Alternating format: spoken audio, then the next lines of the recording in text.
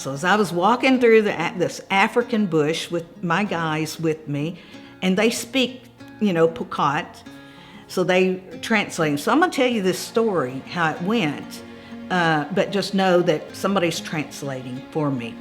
So I was walking through the bush and I heard some noise, and I looked over, and there was about 12 or 14 men coming through the African bush.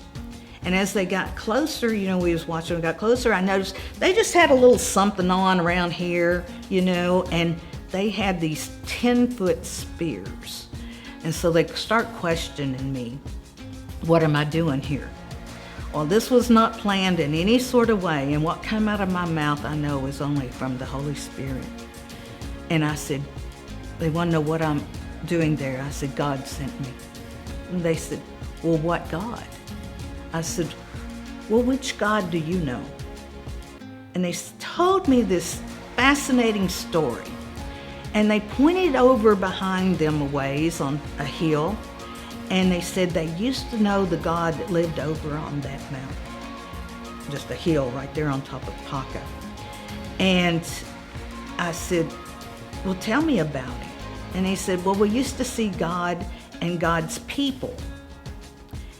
And they were all, what they told me, that they were all dressed in white. And there was white sheep over there. Now on this mountain where there's no grass, there's no sheep.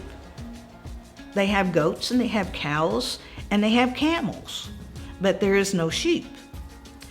So I thought that was very interesting. I said, well, tell me what happened. And he said, well, we would go over there and try to want to talk to those people.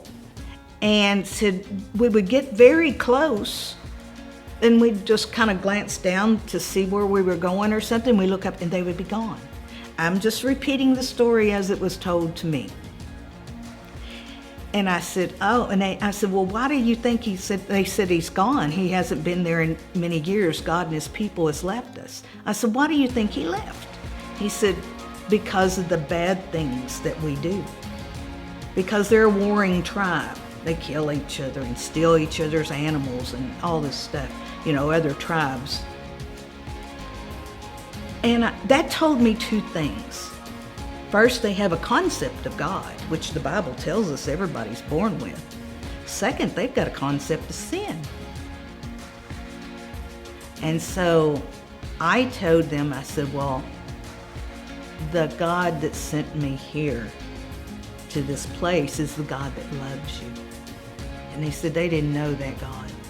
I said, he loves you so much. He sent me here to find out how to help you. And I said, what is your greatest need on this mountain? And that's when they started telling me about water.